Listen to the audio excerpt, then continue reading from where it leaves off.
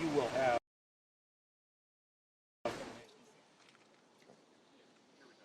As we get it here.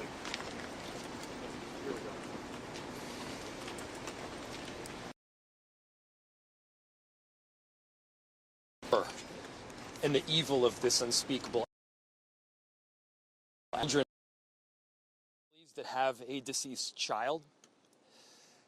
You cannot put into words the gravity, the tragedy, or the absolute pain of this situation.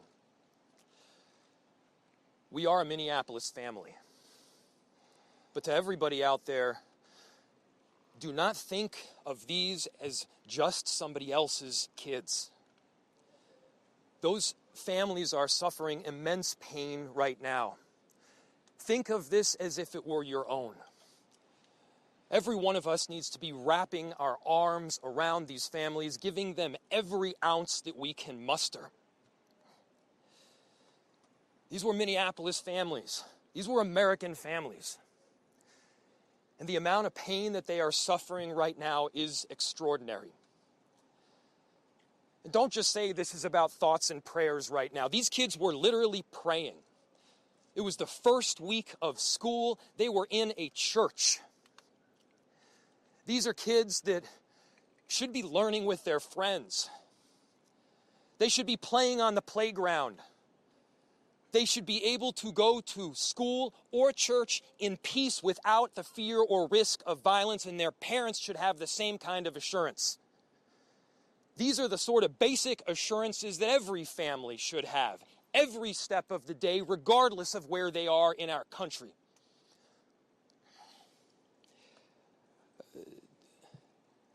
I'm so deeply saddened, and I'm so sorry to the families that I know are suffering right now.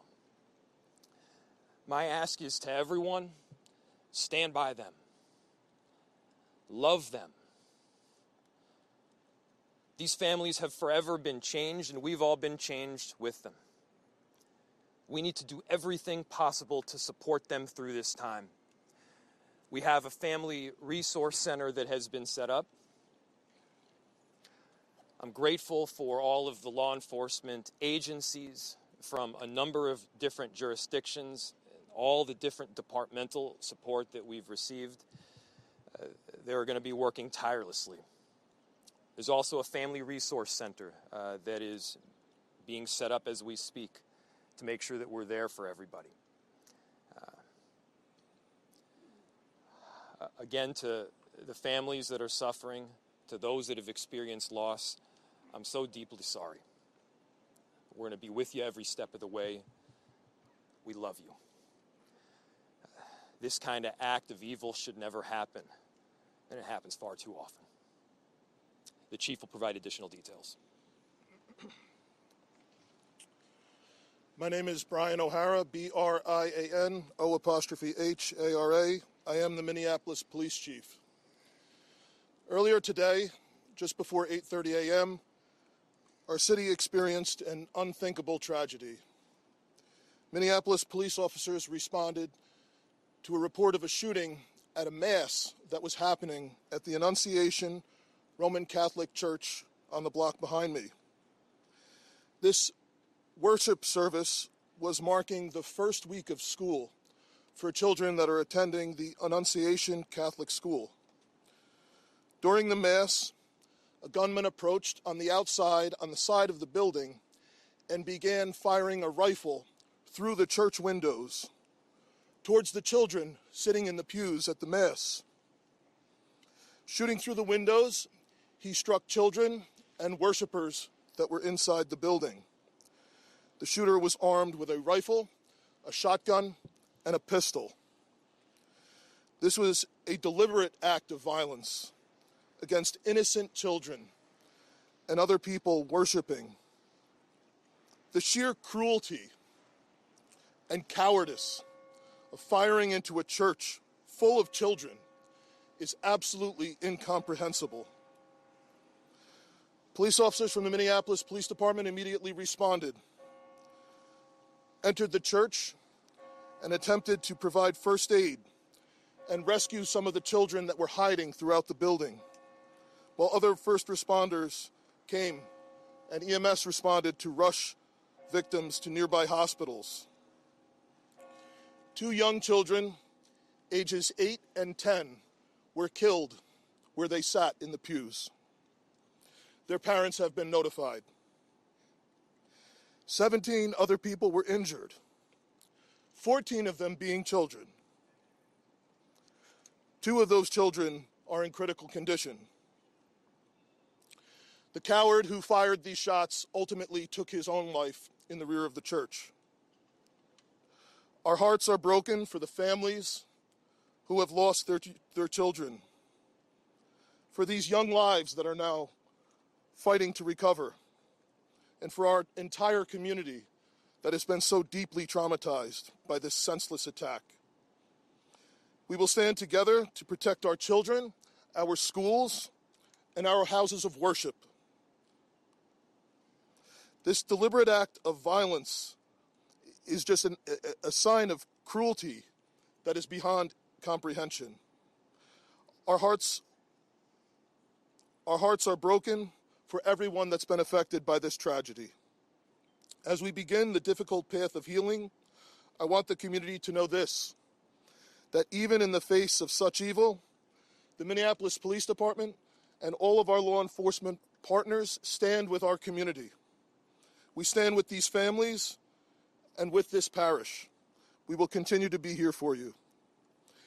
With that, the investigation is obviously in its preliminary stages, and I will attempt to take some questions to provide further information. Chief, what can you tell us about the suspect in this case? How old was he? Any kind of motivation? Any notes or any other information you might have left behind? So we were looking, the question was, what can be said about the shooter? We believe it is one suspect, a sole shooter. We believe he is deceased. He is in his early 20s, does not have an extensive known criminal history, and we are looking through information left behind to try and determine some type of motive. Yeah. How many kids at the school? How many children? There were, I don't have an exact, the question was how many children at the school. There were dozens of children inside the mass at the time. I don't have an exact count. The children have been relocated into the school, which is where their families are reunifying with them. Do we know if the shooter, other than the weapons, was the shooter a student, former student? Was he a former employee? Do we know that? The question was, do we know if the shooter was a former school employee or a former student? We don't have that information. Did he leave anything behind other than the weapons? There's a vehicle. The question was anything left behind? There's a vehicle that we believe that the suspect used that is being searched, and we will be conducting other searches related to this. Inside the parking lot here. There was some neighbors who said that the door to the church had been barricaded. Yep. Is that correct? So the question was, neighbors had said that the door to the church had been barricaded. The shooter approached on one side of the church building, and on that side, at least 2 doors, it appears there had been like a 2x4 placed. So not all of the doors around the building, but on the side where the shooter did fire. And on the outside? On the outside, yes. Shootings related. Were there any explosives that were found? The question was there any explosives? Were there any explosives that were found? The question was there any explosives? There were reports of that. There were no explosives or improvised devices that we found. I do believe there was one, I guess you would call it a smoke bomb, like not an explosive, but a sort of a firework that would release smoke. And which side of the building? North, south, east, west? The side that is closest to us, here, on this side. Yeah. Chief, was this incident related? Also at these nearby homes? I don't have specific information on that. Was he dead from a gunshot wound, this suspect? Yeah, the question was, is he dead from a gunshot wound? The answer is yes. We believe he took his own life in the parking lot. Was this outside or both inside that he was shooting? The question was he shooting outside and inside? He was absolutely shooting outside of the building, on the side of the church, inside through the windows. It appears he may have gone inside, but I don't believe we've located any casings inside the building. So I'm not certain if he fired also while inside. It appears, if not all, most of the shooting happened outside the building. Chief, Chief, is this shooting related to any other shootings that happened in the last 24 hours? Yeah, Taylor's asking, is this related to any of the other shootings? This does not appear to be related to any other shooting in the city. Do you know approximately how many rounds were fired? The question was how many rounds. I would say it's in the dozens. We don't have an exact count. There's a sidewalk on the outside as well as a grassy area, so obviously we are going through and taking our time to process the scene. Was he firing just one weapon, like the rifle, or? The question was he firing one weapon? We believe he had fired all three. He had a rifle, a shotgun, and a pistol. Chief, was this individual licensed to conceal and carry? Did he have any background prior? Were the weapons, was he lawfully carrying the weapons? I don't have that information, and I don't have any information on any significant criminal history either. Was he dressed at all in any tactical type of gear or anything? It appeared he had some black clothing on, his cargo type pants. I guess you could interpret that as, however you like. All right, ladies and gentlemen, thank you for helping us to get the information out today. We have a lot more work that needs to be done.